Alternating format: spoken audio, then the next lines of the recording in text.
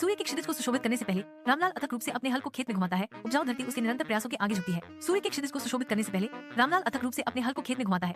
उपजाऊ धरती उसके निरंतर प्रयासों के आगे झुकती है। सूर्य के क्षितिज को सुशोभित करने से पहले रामलाल अथक रूप से अपने हल को खेत में घुमाता है। उपजाऊ धरती उसके निरंतर प्रयासों के आगे झुकती है। सूर्य के क्षितिज को सुशोभित करने से पहले रामलाल अथक रूप से अपने हल को खेत में घुमाता है। उपजाऊ धरती उसके निरंतर प्रयासों के आगे झुकती है। सूर्य के क्षितिज को सुशोभित करने से पहले रामलाल अथक रूप से अपने हल को खेत में घुमाता है। उपजाऊ धरती उसके निरंतर प्रयासों के आगे झुकती है। सूर्य के क्षितिज को सुशोभित करने से पहले रामलाल अथक रूप से अपने हल को खेत में घुमाता है। उपजाऊ धरती उसके निरंतर प्रयासों के आगे झुकती है। सूर्य के क्षितिज को सुशोभित करने से पहले रामलाल अथक रूप से अपने हल को खेत में घुमाता है। उपजाऊ धरती उसके निरंतर प्रयासों के आगे झुकती है। थकान की लकीरें उसके चेहरे पर अंकित है, जो अथक परिश्रम का प्रमाण है। फिर भी उसकी आंखें एक अदम्य आशा से चमकती हैं।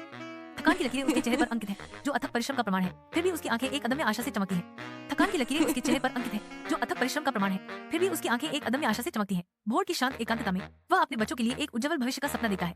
एक ऐसा सपना जो उसके थके हुए शरीर को ईंधन देता है। भोर की शांत एकांतता में वह अपने बच्चों के लिए एक उज्जवल भविष्य का सपना देखता है। एक ऐसा सपना जो उसके थके हुए शरीर को ईंधन देता है। भोर की शांत एकांतता में वह अपने बच्चों के लिए एक उज्जवल भविष्य का सपना देखता है। एक ऐसा सपना जो उसके थके हुए शरीर को ईंधन देता है। रामलाल के विनम्र घर के अंदर परिवार मेज के चारों ओर इकट्ठा होता है। मन रोशनी लंबी छाया डालती है। रामलाल के विनम्र घर के अंदर परिवार मेज के चारों ओर इकट्ठा होता है।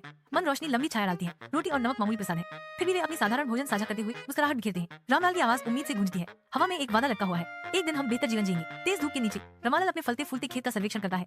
एक बड़ी मुस्कान उसके अनुभवी चेहरे को रोशन करती है। सुनहरी फसलें हवा में झूमती हैं, जो उसकी मेहनत का प्रमाण है, जो उसके बच्चों के लिए भूख से मुक्त भविष्य का वादा करती है। रामलाल पर राहत छा गई, क्योंकि उसने गांव की यात्रा करने का फैसला किया। उसका दिल अपने प्यारे बच्चों के लिए नए कपड़े प्रदान करने पर केंद्रित था।